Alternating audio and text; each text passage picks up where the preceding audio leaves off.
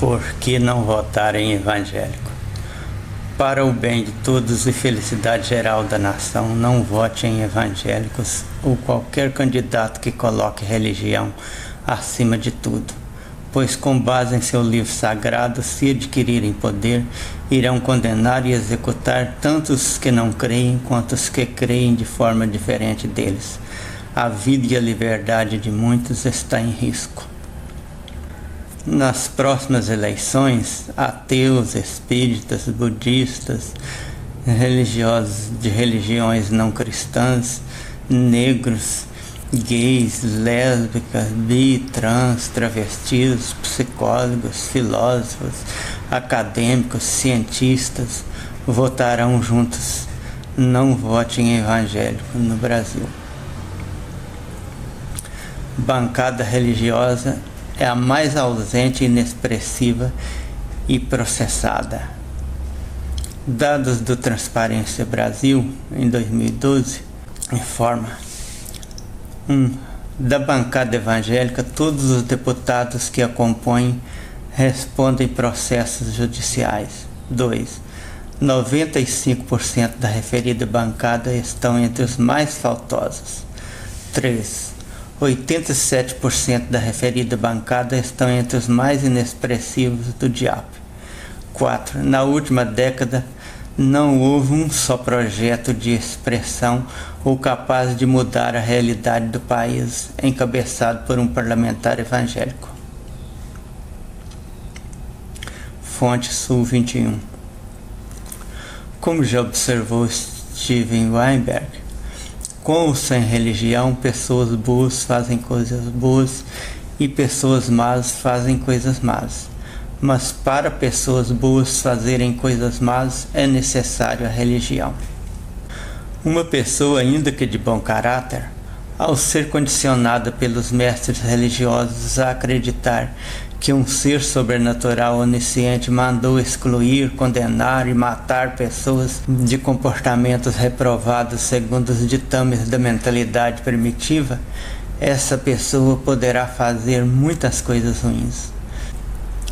Além de não fazer nada pelo bem da nação, os evangélicos só trabalham no sentido de acabar com a liberdade de pensamento, de tentar impor a vontade deles ao resto da população e criar obstáculos ao desenvolvimento científico.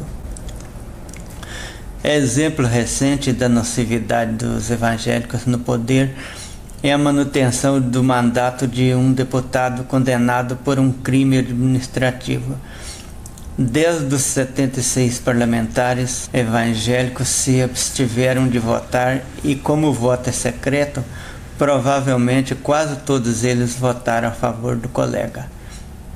Outro risco para o país, além de entraves criados contra a pesquisa científica e das tentativas de acabar com a liberdade de pensamento, é eles conseguirem coisas como a bolsa estupro.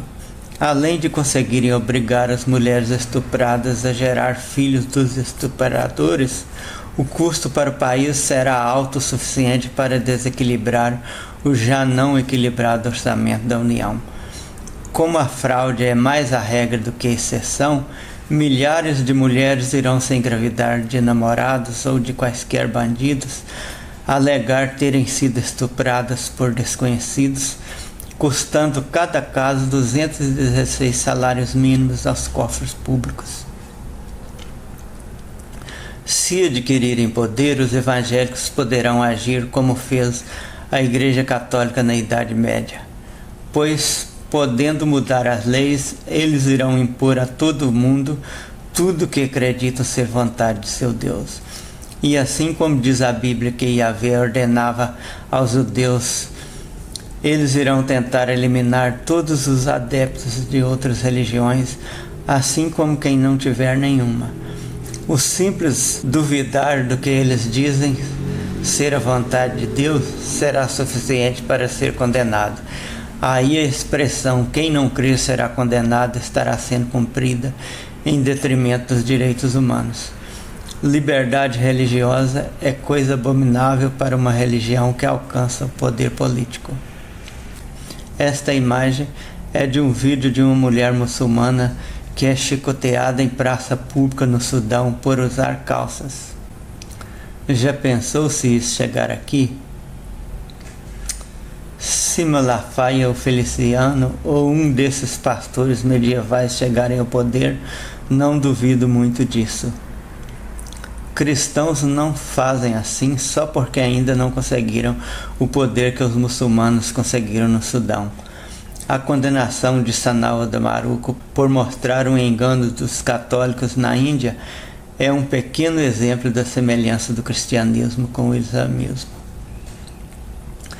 As três grandes religiões monoteístas, cristianismo, judaísmo e islamismo, pregam a paz, a tolerância, a compaixão e o amor ao próximo, mas deixaram suas marcas em guerras e banhos de sangue ao longo da história.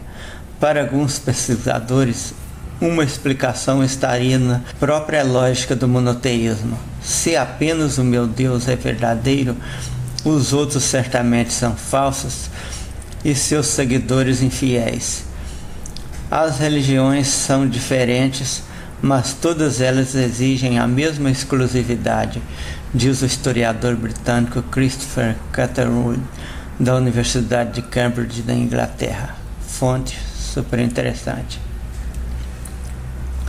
Nas eleições, lembre-se, não vamos esquecer este partido de evangélicos fundamentalistas que pretendem implantar uma teocracia no Brasil.